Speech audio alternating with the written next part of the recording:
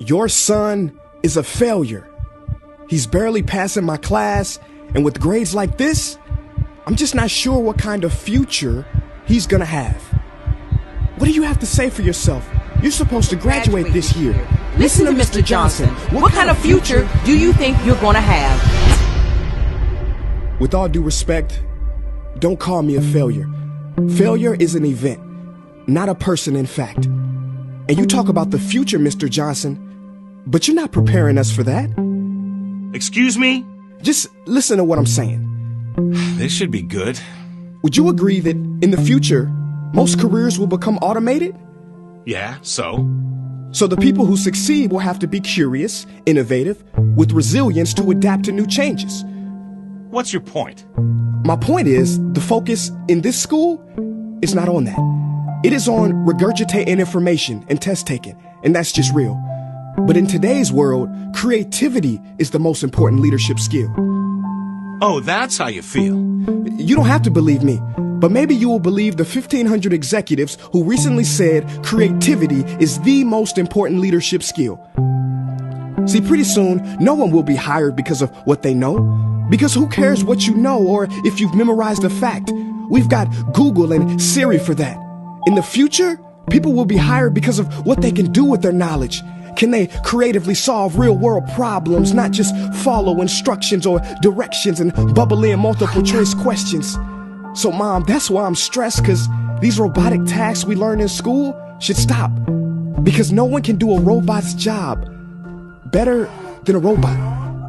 Billionaire founder of Alibaba, Jack Ma, said that we should not compete with artificial intelligence, but instead focus on developing unique human intelligence.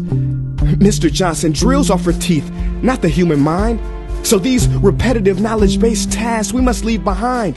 Or in the future, you're gonna find a lot of people graduating out of your class right into the unemployment line. See, many top companies today don't look at grades. Mom, that old way is expiring. Google has been quoted as saying GPAs are worthless criteria for hiring. Founder of Tesla, Elon Musk, agrees. So I say this with unease and sorrow. If you continue to teach today as you taught yesterday, then you rob us students of tomorrow. Mr. Johnson, I'm gonna keep it real with you. Sometimes sitting in your class is tough. I'm constantly thinking, if I don't look up at the clock, maybe it'll speed up. So I listen to you do my work and pay attention, feeling like an hour had to have gone by. But it was only 3 minutes.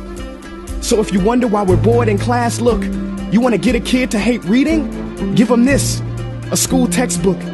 And some people think it's our fault, and that hurts me. They say you can lead a horse to water, but you can't make him drink. And to that I say no. Firstly, you can put salt in that horse's hay and make him thirsty. And if you bring joy in your classroom, you can make any bad student nerdy, as he or she discovers the beauty of truly learning. Mr. Johnson, I mean no disrespect. You have the most important job on this planet. You build, create, and save lives. But if you really care about my future, like you say, then you have to fully commit and ask yourself honestly, how do I prepare a child for a future that doesn't yet exist? Here's a hint. The answer is not found in this. It's using this and this. See, in the future, we will need more passion and compassion. People with inspired hearts and wisdom to uplift this planet. And Mom, I love you, but can I be real? Go ahead.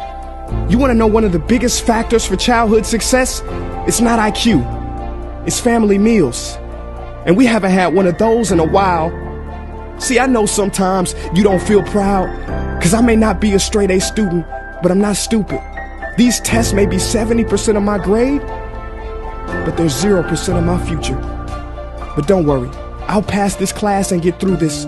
But I need you to give me the space I need to be me and live true. Because the best feeling in the world is that your own parents get you. There's a passage in a book called The Prophet by Khalil Gibran. And if you don't mind, I'd love to share it with you.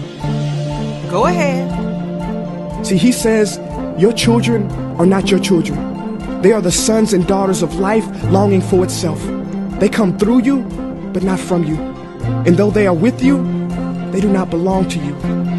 You may give them your love, but not your thoughts, for they have their own thoughts. You may house their bodies, but not their souls, for their souls dwell in the house of tomorrow. So, Mom, I'd appreciate it if you give me the love that I need to pursue my dreams. See, if we are to succeed, all three of us need behavior change on all fronts. We talk about the future, but the future is now, and it is created now by all of us. I've never heard you speak like that before. Yeah, I didn't know. But I'm going to reach out to administration and try to change some things. You have my word.